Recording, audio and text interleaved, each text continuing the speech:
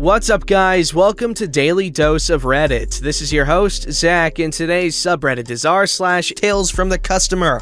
Alright, this story's called, "So let me get this straight. You think I pulled the sheets back, urinated on the bed, and then spent hours blow drying it? I should have just canceled the reservation. Behold the series of stupid mistakes. My partner and I have been moving, and it's proven to be the most stressful one I have ever had. We are worn out and just needed a break, so I planned a surprise hotel stay with an in-room two-person jacuzzi. Minutes after this impulsive decision, I realized I can't actually afford this and tried to cancel it. I hadn't paid the extra fees, so I wasn't able to do so. I called the hotel and asked for it to be canceled. She says that's fine and that she will do it later in the day. Being the most annoyingly indecisive person ever, I figured out a way to cut a couple of expenses down to afford it, and I called back to re-reserve it. She asked me to write a good review online mentioning her specifically. I feel bad because I have a guilt complex, and I do it. Mistake number 1. A week before the date, I tried to call to double check everything was in order. The phone rings, and finally I hear the "This room is not available" automated message. Odd,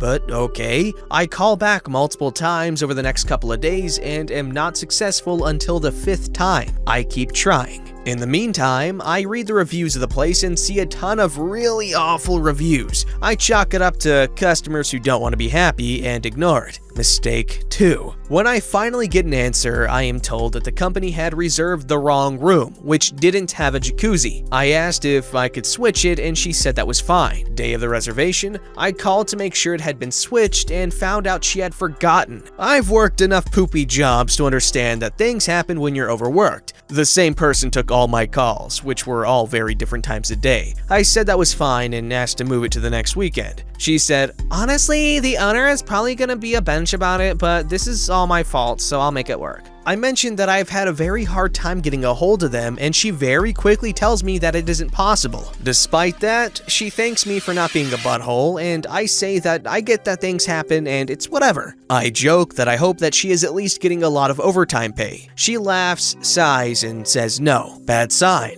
This place clearly treats their employees like crap. Still, I overlook it because we really need a night to relax and I don't want to go back and make more work for her again. Mistake 3. We pull up to the hotel night of, and it's immediately clear that this place is a dump. At that point, I honestly don't care. We check in around 9 p.m., set up a laptop in front of the jacuzzi, order delivery, and have a great time relaxing for the first time in over a month. The room has a weird smell, but I chalk it up to I'm gonna ignore it and just open the window. Mistake number 4. We head to bed around 2 a.m. and I immediately realize where the smell is coming from. The bed absolutely reeks. It's a sick, hot garbage, putrid, sweet, disgusting stench so strong I can taste it. We get off the bed and I pull the top sheet back to reveal what I can only guess was once an entire gallon of raw human sewage. I pull the mattress pad up and snap a picture of the pad to show a friend later because it's just so gross. We clean up the room and head to the desk. I bring the culprit with.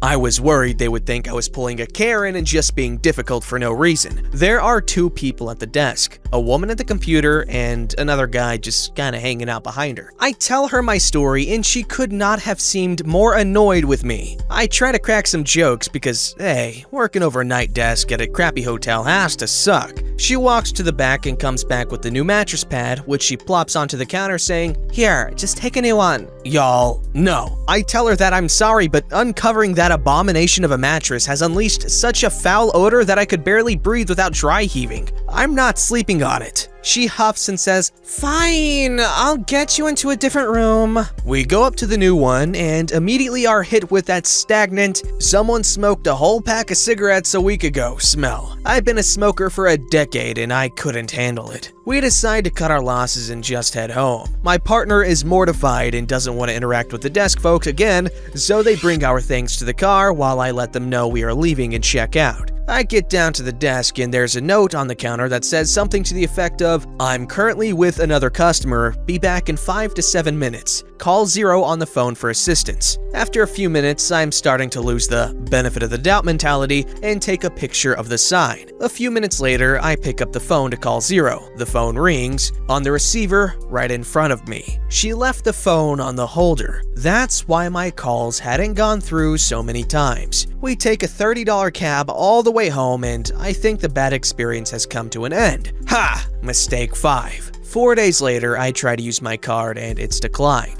I work in social services and am perpetually broke, but I keep close track on my balances because I can't afford not to. I check my account and I'm overdrawn. There's a $250 charge from the hotel. I assume they accidentally charged us twice or something. I call to figure it out, and surprisingly, I get an answer for the first time. The reviews I had read described the owner as having an Eastern European accent, so does the person on the phone at this time. Great, we can get this settled faster, I think to myself. Mistake number 6. As soon as I give my name, she snaps, "Well, you checked in and out and we can't refund the room." I tell her I hadn't asked for that, though I should have. I just want to know what the extra $250 charge is and fix it. That is when I am told that they still can't get the disgusting mess we left out of the mattress. And do I have any idea how expensive this is? Okay, I'm done. I'm nice. I'm not a Karen. It takes me forever to get mad, but I'm freaking mad. She argues that we were in the room a long time, they can't refund it, and how dare I do this to her hotel. I snap back and remind her that the stain was dry and that there was no way I did that. She comments that this is impossible because the housekeepers changed the mattress pad. I inform her, in no uncertain terms, that this is obviously not the case. She denies this again, and I cut her off asking, "So let me get this straight. You think I pulled the sheets back, urinated on the bed, and then spent hours blow drying it?" She says she will talk to the staff and call me back. The next day, after not hearing back, I call again, and the person I originally talked to answers. We have a very frank conversation, and at the beginning, she backs up what the owner has said. I mention that the stain was dry, that I have a time-stamped picture of it. I offer to email the picture, and she asks me to text it to her. Weird, but okay. We keep talking. When I describe the desk staff at night, she says that there isn't anyone there matching the description of the guy who had been hanging out doing nothing. I laugh and say that it looks like your staff has their friends hanging out on their overnights. I mention the sign. She says they don't have signs like that. I let her know that I have a picture. She stops and asks me to send that to her too. She offhandedly says, "I mean, you didn't even have any kids with you."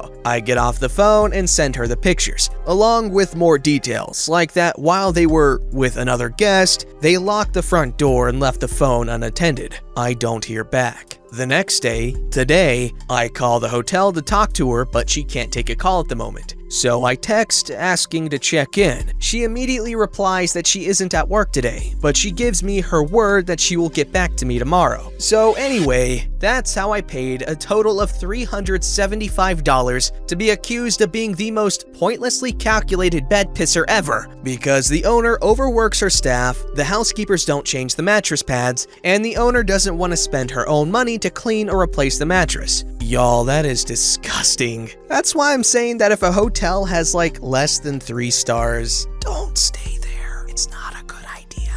This story's called All Shrimp Are the Same. I used to work in hospitality, so I try to be understanding when mix-ups happen in the kitchen or when places are understaffed. I get it, but I found our server's mistake to be laughable and want to know if anyone else felt the same. Hubby and I went out for a date night to a new restaurant with a farm-fresh aesthetic and a decent-looking menu, medium-range price point. In-house made gnocchi, ahi tuna tacos, pork chops, filet, mahi, and rock shrimp are all available on the menu, with some entrees paired with an interesting risotto with cayenne dust, and some paired with the house vegetable, a Brussels succotash, and a boursin mash. Before the kiddos came along and mealtime devolved into a squabbling sport, with the meal's post-game involving a polishing off of a hodgepodge of lukewarm and bland BS over the sink that our picky eaters had thoughtfully left behind on their plastic plates, hubby and I used to enjoy playing food critic on date nights, learning the difference between an appetizer and a mouche-bouche along with a glass of excellent red wine. Nowadays, those nights are fewer and farther between,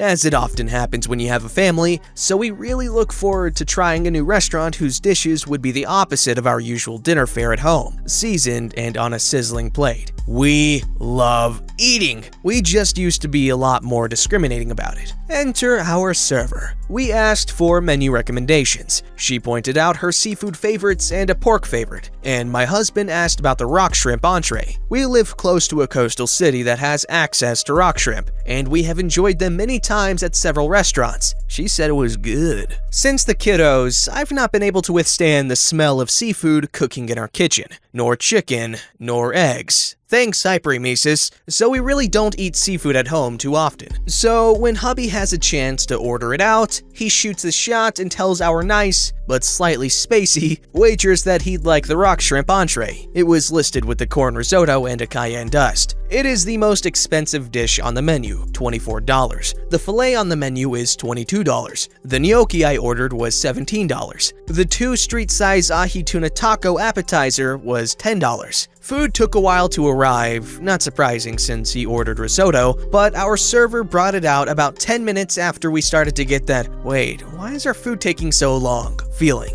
No matter, it's here now. I took a bite of my gnocchi, and then I examined my hubby's plate. I see 5 shrimp plated on top of his risotto, regular shrimp. It had the cayenne dusting and looks lovely, but this clearly was not rock shrimp, and the server said zilch. She came by to ask how everything looks, and my husband, a big guy who is well-spoken and has a commanding presence but hates confrontation, asked her mildly, "Is this rock shrimp?" We knew it was not rock shrimp. She knew it was not rock shrimp. He was smiling and looked confused. There was an opening there to make it right. My face flushed as she started to say, "Yeah, no, it is not. I totally forgot. We got rock shrimp in today and didn't like the product, so we switched it out. This is Argentinian red shrimp." She paused and looked at us. What were we supposed to say? Then she added, "Is this okay? Do you want to order something else?"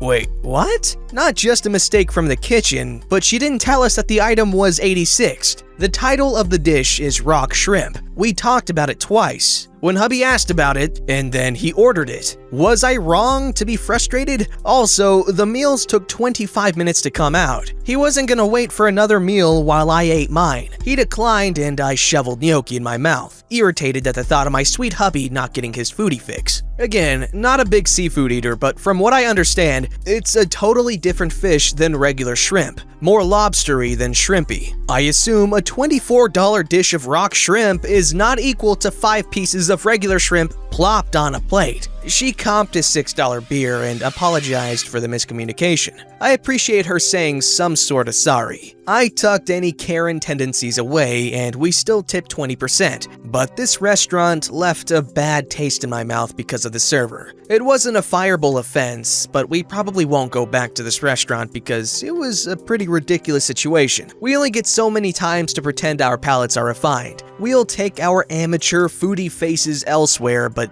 I want to know, are all shrimp the same? Are Argentinian red shrimp a delicacy I have deeply misunderstood? It put a tiny damper on an otherwise fun date night. Didn't realize a plate of shrimp could make me feel so small. Okay, so I don't really know the differences between shrimp, really.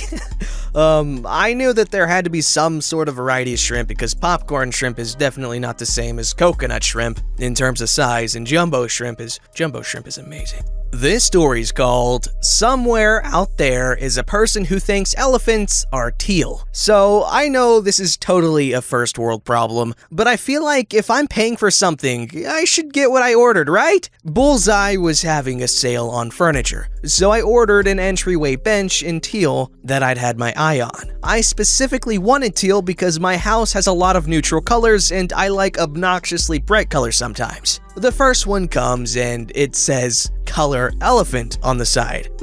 I open it up and it's a dark gray. I double check my order in case I messed up. Nope. I go through the exchange process. I lug a 50-pound box into a supply office store where I can mail it back. I get the second one. Again, the box says color elephant. Nah, they couldn't have sent me the wrong color again, right? Open it up. It's gray. Fudge muffins. I call up Bullseye's guest relations. They are very nice. They apologize and they give me a discount. They're also sending someone out to pick up the incorrect bench. Today, the third bench arrives while the second bench is on my porch awaiting pickup. Delivery and pickup are from separate companies. I arrange to leave work a bit early to make sure that the pickup person doesn't grab the wrong bench. I get home and look at the box. Once again, the box says elephant. I open the box, already knowing the contents. It's another gray bench. Score so far, 3 elephants, 0 teal. At this point, I'm not sure if someone in their warehouse either just doesn't care or legitimately thinks elephants are teal. I mean, I've heard of pink elephants, so why not? Oh no, that sounds insanely frustrating. That's just that's just a really funny and annoying situation to be in. I can imagine. Oh god. Don't forget to like, subscribe, and hit that bell to never miss an episode.